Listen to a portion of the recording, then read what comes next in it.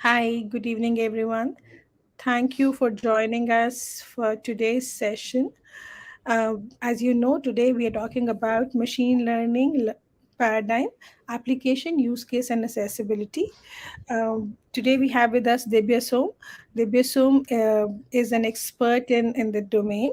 And also to talk a little, give you a brief about machine learning. So, machine learning is a branch of artificial intelligence and computer science that focuses on use of data and algorithm to imitate ways that humans learn, thereby improving accuracy and making it an important component of data science. So today, Devya is going to talk about how you can, what is the application of machine learning, and how important it is in your future if you learn about it.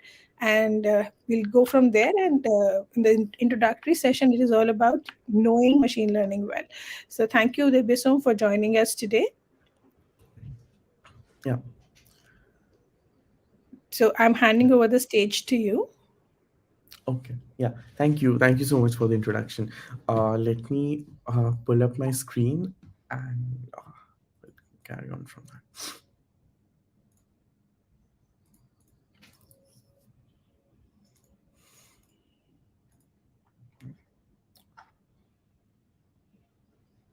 that. Yeah. Thank you. So I hope my screen is visible to all of you. Um, and we would be basically discussing what is machine learning, its application, use case, and accessibility. And if time permits, we'll also go on and discuss how does one learn machine learning or add machine learning in the project. And first of all, one should be able to decide if they do need machine learning in the project, because right now machine learning at this point, it is a buzzword wherein every project wants to use machine learning because it seems like a problem solver for everything. But by the end of this session, probably we'll be at a we'll have a thinking pattern wherein we can evaluate and decide if we need machine learning, and if we do, then what are the different kinds of machine learning integrations that exist, and how to access it or use it in your project. So all right, some agendas. First, we'll clear out some jargons that are existing around in the machine learning paradigm. Then we'll learn about what is machine learning so that we are all on the same page as we move forward to the next sections. What is edge and why you should care about it? Edge is something that is currently being considered in machine learning since the last 2 to 3 years, or since, to be precise, since the time that people actually started to be aware of their data privacy rules, and then edge became an important term. So we'll see how edge and data privacy go hand in hand. And then, having done these things, we'll try to think a bit about the product, like how one can be awesome about your product, what kind of decisions do you need to take at the initial stages, and the art of decision making, of course. So talking about me, my name is Divesom Pwan. People call me D or Dibby because, of course, my name is very tough to pronounce, more or less. Presently, I work at Plutos.one as the tech lead. We kind of make white label solution for banks, which is essentially non-core bank offerings.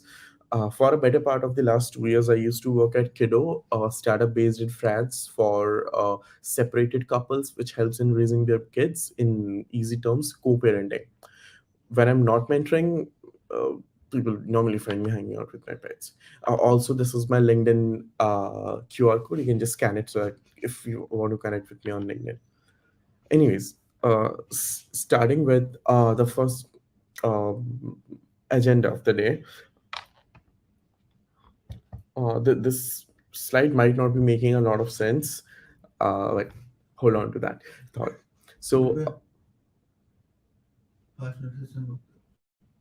just give me a second.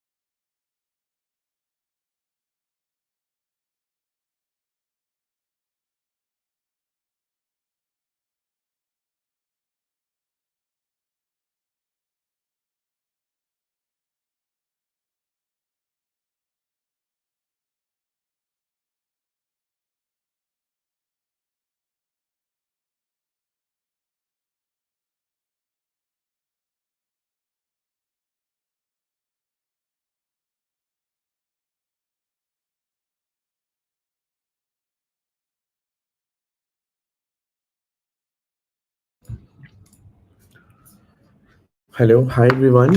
Sorry, we are back again. We had a technical glitch, and now that it's sorted, let's start from the beginning again, right? So this particular session is going to be about machine learning and its applications, use cases, and accessibility. So the agenda would be uh, this. Let me share that with you on the screen.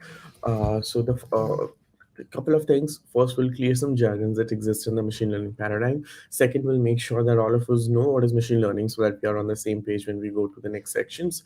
What's edge and why one should care about it. Edge is something basically that people started to be aware about since the day they started becoming aware about their data privacy policies. So when data privacy is important, edge it became equally important. A term that has a huge impact in the ML paradigm, and we'll see why it has that. And yeah, like apart from that, we'll talk about in general how to think when you're building a product. The like a product doesn't have to be Byzantine, right? It doesn't have to be complex, but it has to be thoughtful about the users who are going to use it. So, how to take those decisions, how to decide if you need machine learning or not, and if yes, then uh, how do you integrate machine learning in your product? So, moving on that page, a quick introduction about me. My name is Devisum Pawan, call me D or Debbie. I'm a techie. Presently, I work at Kudos.one as the tech lead, and we basically make non-core banking services. For a better part of the last 2 years, I worked at head of engineering at Kiddo, wherein I practically got a lot of insights on how to use machine learning in production. Not how to use, but what are the best practices, how do you decide when to use, and the different use cases. Because at Kiddo we're basically building a co-parenting applications for um, couples in Europe who have separated and have a kid. And in that application, machine learning has plays a very pivotal role. So moving on, clearing the jargons. Now, before we get started, let me actually start from what is machine learning, and then we come back here. So, what is machine learning? Machine learning is basically a calculated guess. In simple terms, so that in two words, that's how I define it. Machine learning is calculated guess. It's that simple. Now, normally when you have to take a decision, or normally when you have to make a prediction, you take a guess. But what if you can quantify uh, or you can predict that how confident you are with your guess? That's machine learning, because machine learning needs some maths to back it up, right? So basically machine learning is a calculated guess, sometimes good enough to rely upon. So for instance, you or some of you or all of you might be watching cricket, and whenever there is an online match or whenever there is a match that you're watching online, uh, people make predictions that who is gonna win, and people make that predictions based on their past learning, right? They have seen different teams playing, they have seen different matches throughout their lifetime, and based on the learnings, learning is something that everyone has one of their own. Everyone has a different perspective to a cricket match, and so everyone has a different learning, and based on their own individual learnings, anyone can make a calculated guess that who's gonna win. And that is the most subtle example of machine learning.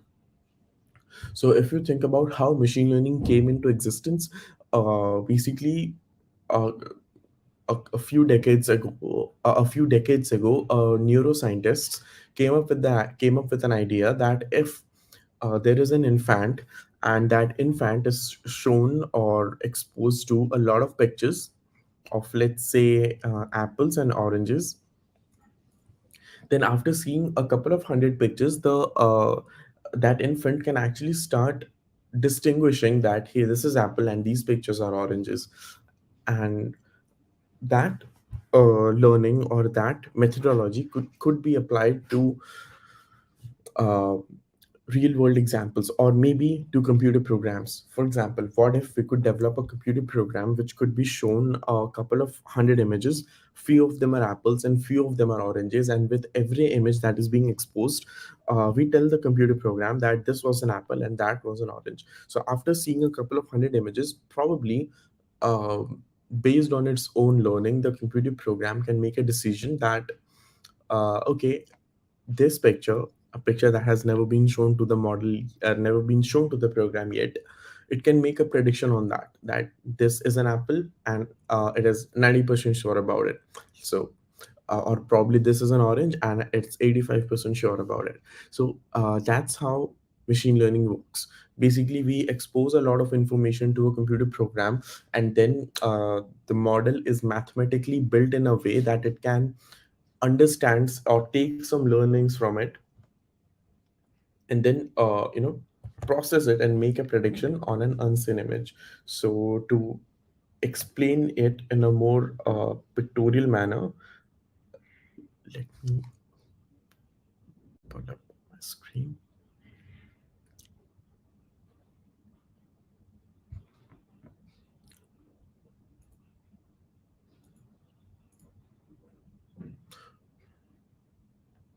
Okay, I hope my screen is visible to all of you.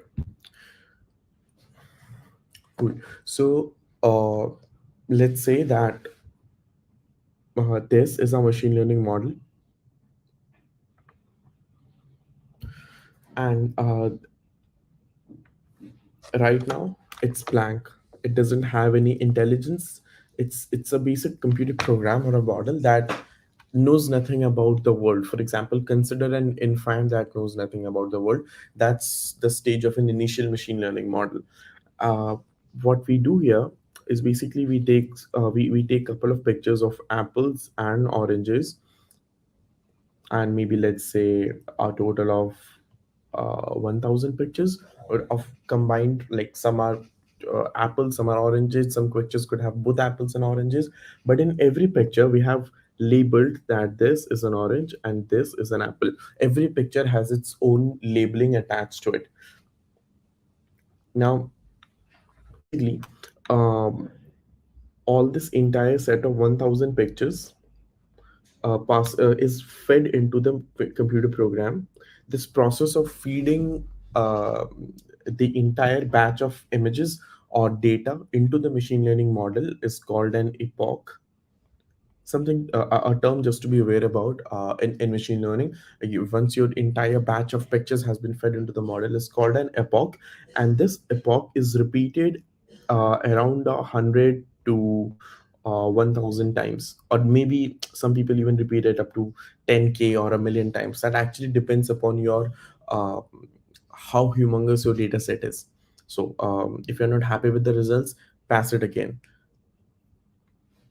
We'll talk about the limitations, but yeah, right now this is how it is done. That entire set of data, for in our case 1000 images, is passed through the model, and once the entire set has been passed, it is called one epoch.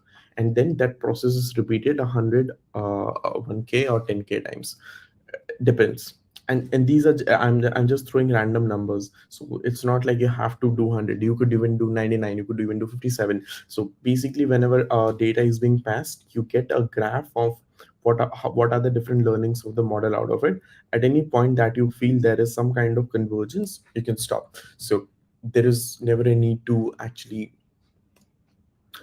do exactly 100 or exactly 1K or exactly 10K. I'm just throwing up some ballpark numbers.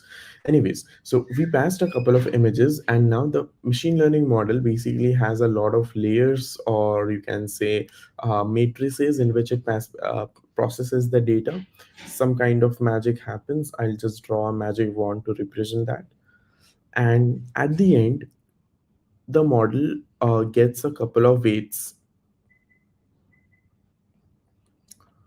uh, what are weights? So to explain in simpler manner, basically based on all the images that the model has learned, it has understood what are the important features. For example, if I were to identify someone's face, and after seeing a couple of thousand pictures like this, the model tries to understand what are the important features versus what are features that can be ignored. For example, if I feed a model a picture of a person, it will, probably within the first 100 pictures, it will understand that the outfit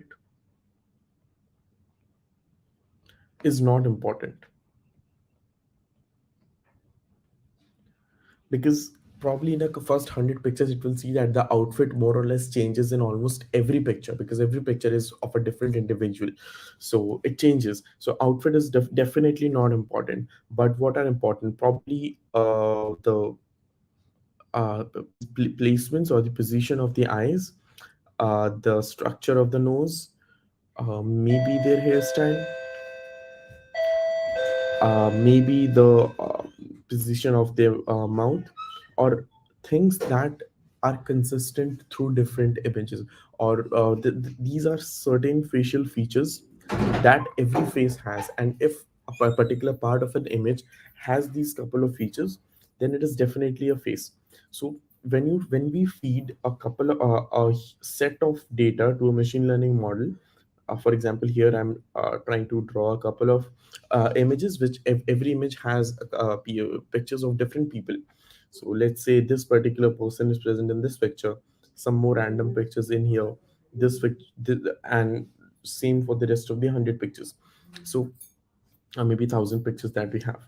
Now the machine learning model in the first couple of 100 pictures will identify that, hey, outfit is not important, we can ignore that. These features are important, let's look into that. So this decision that your machine learning model is learning, or it is taking, for example, it is deciding what features are important, what features should have a higher weightage versus what features should have a lower weightage. So a pictorial way to think about that would be, let's say, these are the different features that the machine learning model has identified. It will assign weights to them. Maybe this has a weight of 1, and maybe this has a weight of 100. Imagine that this is representing the outfit. So it understands that outfit is a feature, but a feature that should not need a lot of weightage. But these are the eyes. So now that it has identified eyes, it will give it a weightage of 100, because if there is if an eye is present in an image, then more or less a face, there is also a face around it, right? So that's what a machine learning model does. When we say that we are training a machine learning model, or a machine learning model can mimic human intelligence, it is basically because if we boil it down to its core, it basically learns to identify the important features against the non-important features, and that's how it differentiates. That's how every machine learning model works. So during the process of training, the machine learning model basically learns how to assign weightage or weights to different features. And like, feature detection is a whole different subject inside machine learning, about how these features are detected in images that because right now, since we're talking about images, mostly CNN is the kind of machine learning model that is used. It stands for convolutional neural network. And all right, and now after all of these functionalities are done, after the machine learning model has identified what are the important features and what are not the important features, and apart from that, there is another term that the machine learning model adds: biases.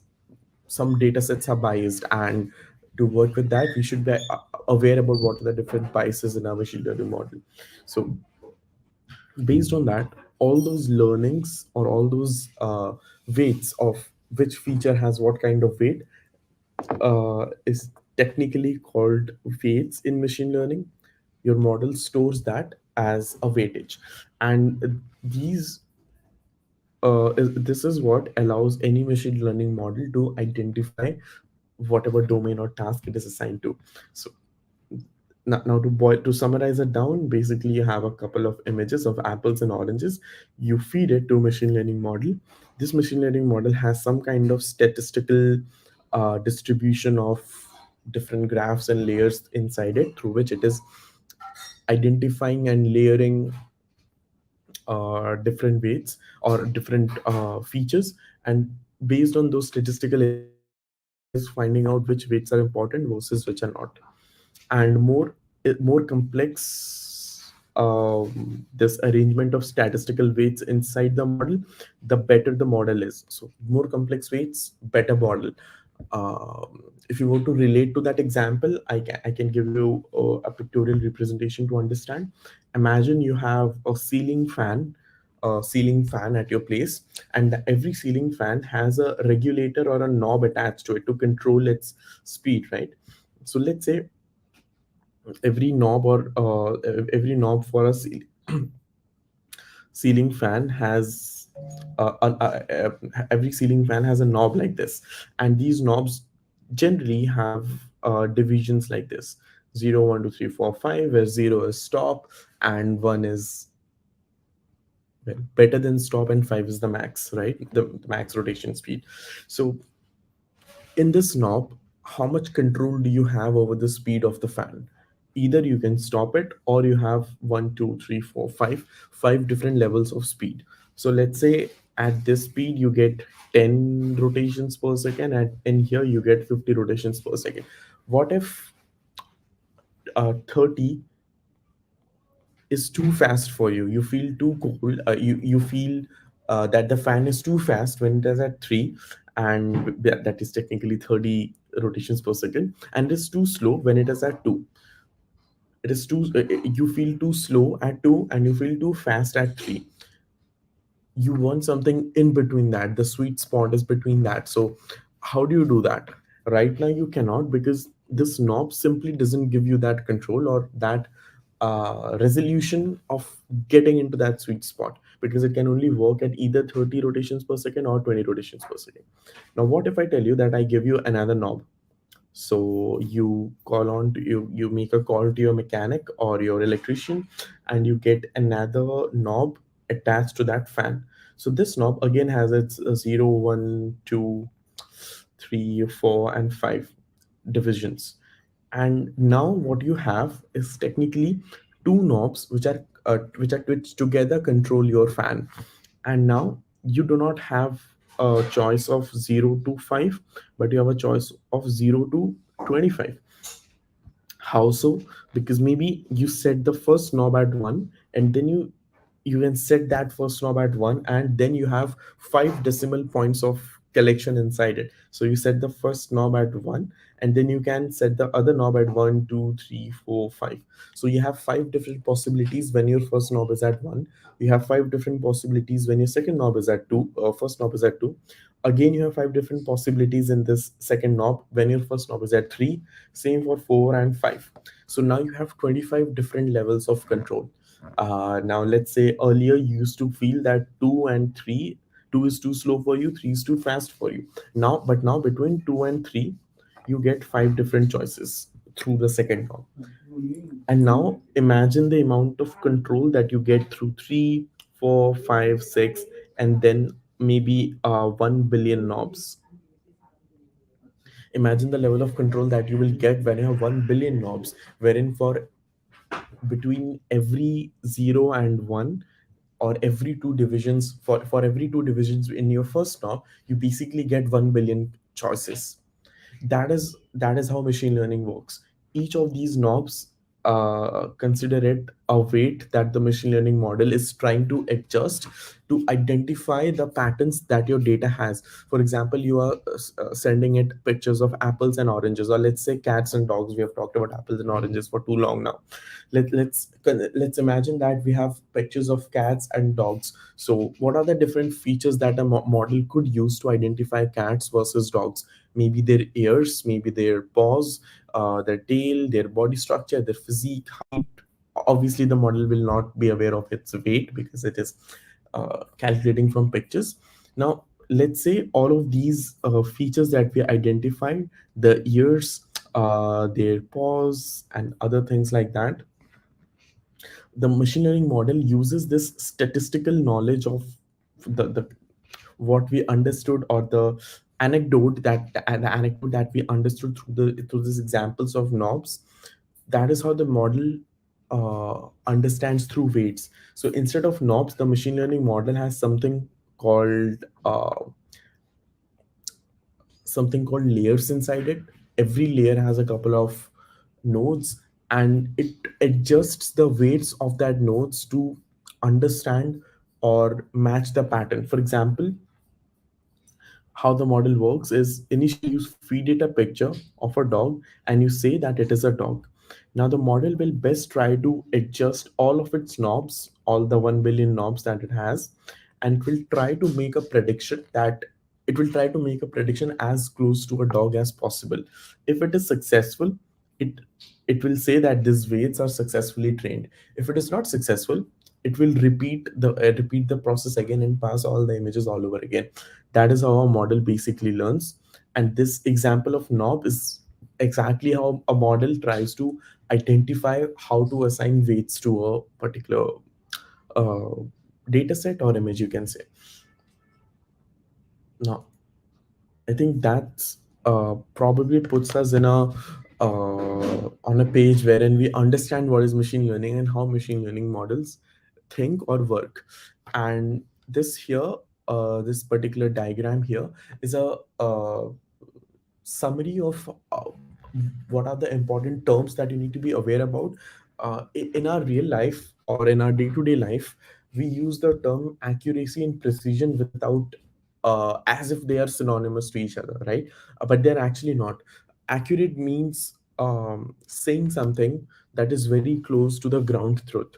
That let's say uh, I see a car moving, and there are a couple of friends that I'm standing with on the other side of the road, or on the other side of the lane. And by looking, and my me and my group of friends, we are looking at a car that is going through the lane, and let's say I say that it's going at 30 kilometers per hour, and let's say that it is actually going at 35 kilometers per hour, then I'm very close to the uh, what I said was very accurate.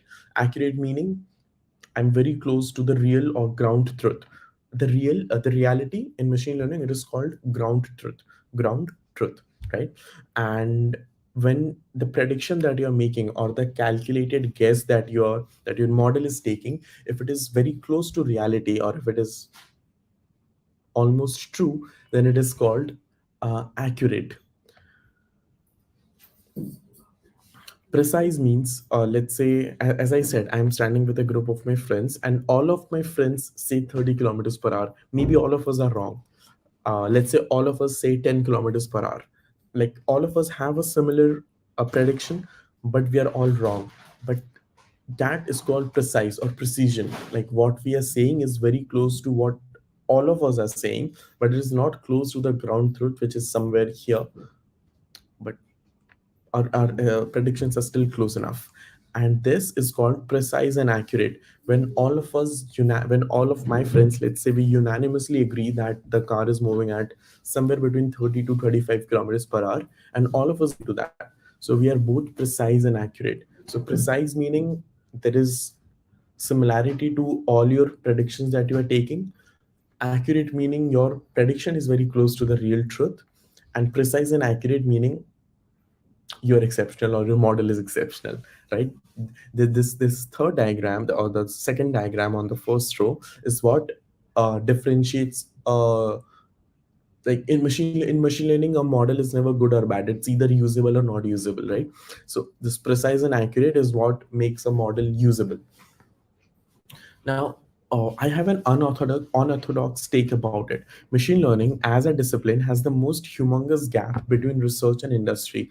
And why would I say that? I mean, for example, let's talk about some other domain. Let's say medical science. In medical science, uh, let's talk about the days when we did not have a cure for diabetes. So someone thought that insulin could be a fix.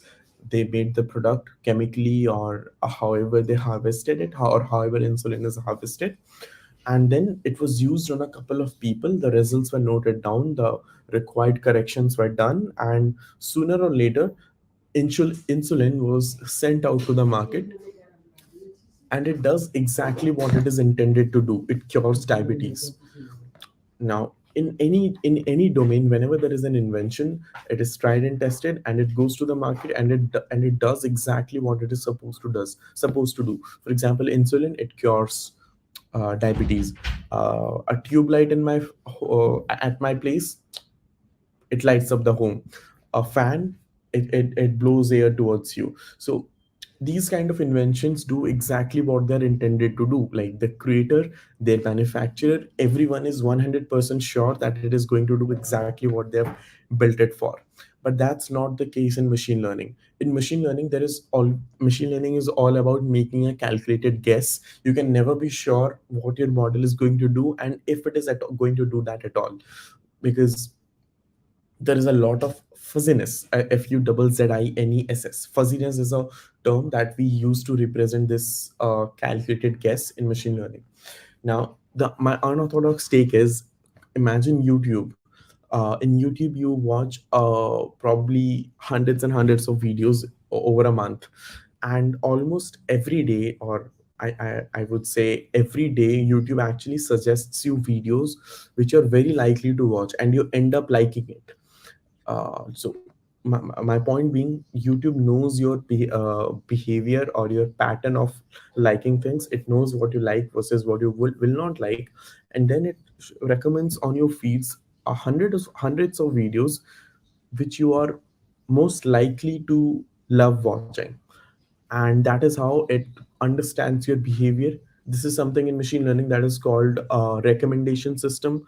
To be precise, a user collaborative filtering, where it is using the behavioral pattern of other users to make you a prediction. That is actually called UCF, or user collaborative filtering. Now, whatever method it is using, at the end, who are the end customers, you people are the end customers of YouTube, and for you it is suggesting you the videos that you're most likely to love watching. And normally it's so natural for us right now that we do not even appreciate that there is a state of the art machine learning model working behind YouTube to suggest us good videos. But what we do appreciate, or what we do take note of, is that one day in the year, when YouTube probably recommended us a wrong video or something that we did not like, right? We remember those days.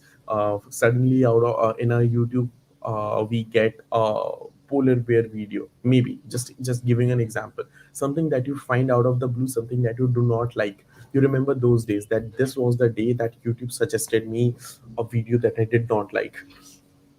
Everyone remembers that day. And that is YouTube. It is built by Google, the company that has access to, I would say, the most amount of legitimate data as possible. Google is a data company, and if and YouTube is a product of Google, so it definitely has access to that humongous amount of user behavioral pattern and study that Google has. So if that model fails, which is considered to be the benchmark or state of the art machine learning model, if that model fails once in a year, then its accuracy is somewhere around 99.99%. But even that's not enough, because we just remember that one day when the model failed. So in the market, or in the industry, real products are not even sufficient, even if they have 99.99% accuracy. And in research, in machine learning, the inventors or the researchers or the scientists, they mark research as done when they get around 80% accuracy, because researchers stick to a subject for around 5 to 10 years and they get 80% accuracy, they're pretty happy and they move on to the next research. So that's kind of a reason why machine learning has such a huge gap between research and industry, because even if it is developed for a particular intention, it is not guaranteed that it will serve that intention when it hits the market. What is guaranteed though is most of the times it would be correct if it was built right. So that's one take that is true about machine learning in most cases, and we are not yet there where we say that a model is 100% correct. So, moving on, why did machine learning take so long to be present? Like, machine learning has been present since a couple of decades. At the beginning of the session, if you remember, I mentioned that the machine learning was the idea of machine learning came into being from the research paper of a neuroscientist who said that an infant could be shown a couple of images and they start identifying picture, apples versus oranges. So if that idea was so well defined and written, and the mathematical formulas, well, they have been present for very long, then why did machine learning only became uh, available or consumer centric available in 2012? Now the reason was GPUs. Now all of us play video games. We are aware about AMD Radeon graphics. We're aware about NVIDIA graphics, and all of these graphic cards were not consumer available. They were only research products, like area 51 products. People do not have access to that. But in 2012, these products were made consumer available in a commercial market. People started utilizing GPUs, and GPUs make machine learning possible. Like normal or day to day, like simple machine learning tasks can be done without a GPU. But if you were to do something that requires a little bit of magical thinking, like maybe some sorcery on images or texts like ChatGPT, or maybe DALI, Midjourney. All of these are huge or humongous models, and they need GPUs to run. If you have read a research about ChatGPT, the latest version of ChatGPT, that is GPT-4, every 4 to 5 questions that you ask that model is equivalent to burning or evaporating a glass of water, because one glass of water goes into cooling the amount of GPU resources that it is burning for every 4 to 5 questions that you ask. And that is the kind of huge carbon footprint that ChatGPT is leaving a trail behind. And that's something we all need to be aware about, because machine learning leaves a huge carbon footprint. It requires an access to GPU to run. So that's that. And now, not talking about why is edge important, or something that all of us need to be aware about. What is edge? Uh, the device or the application through which you consume machine learning or consume the product is called edge. For example, all of you use YouTube right now. You're probably watching this on YouTube. So the device that you're watching on, or watching this particular stream on, is the edge for you. Uh, YouTube has two sides, right? It's one, it's creators or it's business people who created that business, and second are its end consumers. So you are the end consumers to YouTube. Google is the creator of YouTube. Now the device on which you are watching YouTube or consuming YouTube is the edge. Edge is basically whatever device you use, or whatever browser, internet, laptop, mobile phone, whatever you use is the edge for you. I had that in one of the first slides. Everything that you have in your hand, anything that utilizes machine learning, is the edge for machine learning. Edge goes into a lot of terms. Right now, since we're talking about machine learning, I'm talking about edge in terms of machine learning. And whatever device you consume on, for example, maybe I'm doing this stream right now from my laptop. So currently my MacBook is the edge for me. Why is edge important? Edge is the device that you have around you and it is with you. As long as your data is on your edge, um, as long as you have your device on your hand, or as long as your data is in your edge, your data is safe with you. The moment your data leaves your edge and it goes to, maybe let's say, uh, let's talk about this example. This is your smartphone where you are probably watching a YouTube video. Everything that you're searching is being recorded and sent to YouTube's server somewhere in the cloud. So this is your smartphone. Everything that you search goes on. Let me actually turn on my laser pointer. And there is an option to do that.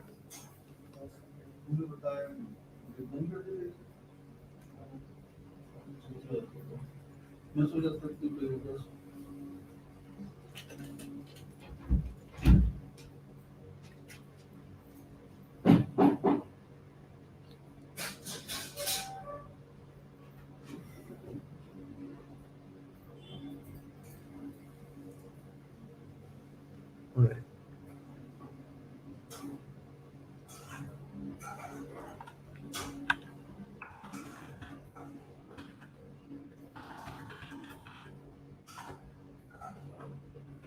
I I have to see how to find it. Anyways, moving on. Um, every time you search for something on your smartphone, that data goes to the cloud somewhere wherever YouTube is running, and your data actually leaves your edge. So the preferences, your choices are leaving the edge somehow. Although that data is collected in a way that not even YouTube can ever retract or reverse engineer that who had searched this particular data set. No YouTube engineer can do that, but still your data left your edge or maybe your device, and it went to a different server wherein this processing was done. So that is what edge is. And uh, developers or machine learning engineers have to be very holistic and thoughtful about edge, or how the data is consumed and where it is consumed. Because after the GDPR and couple of data privacy laws that were done, edge became important. And whenever you are building a product that serves a machine learning functionality, then one should be aware about when and where that data is stored, how long it stores. There should be policies for it. What happens when you do the machine learning on your device itself without sending your data outside? Your data privacy is maintained, and the turnaround time is definitely minimized because everything is happening on your machine. There is no external connection.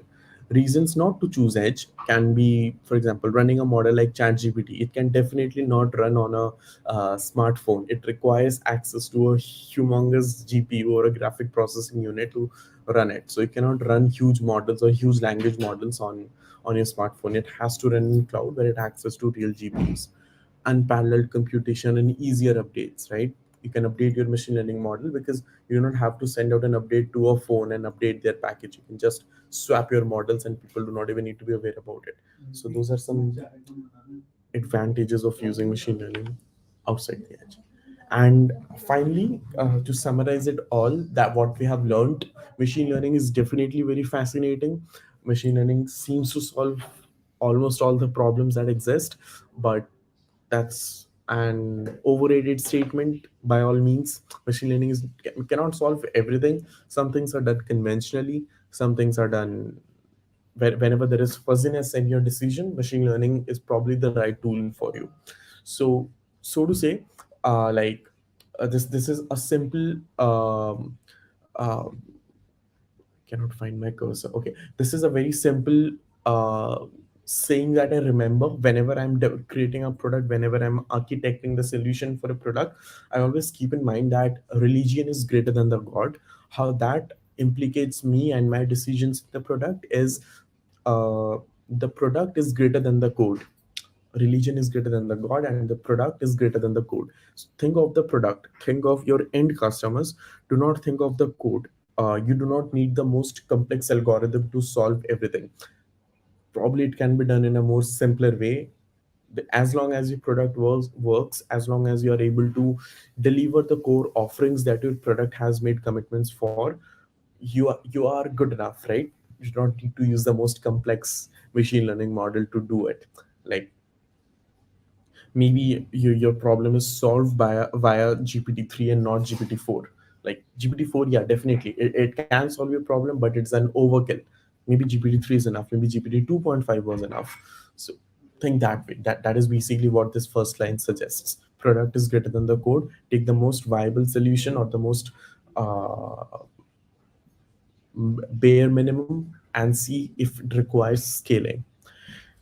And all right, so that was the end of the slide. And I had initially planned that will do some kind of hands-on, but let's reserve that for another session.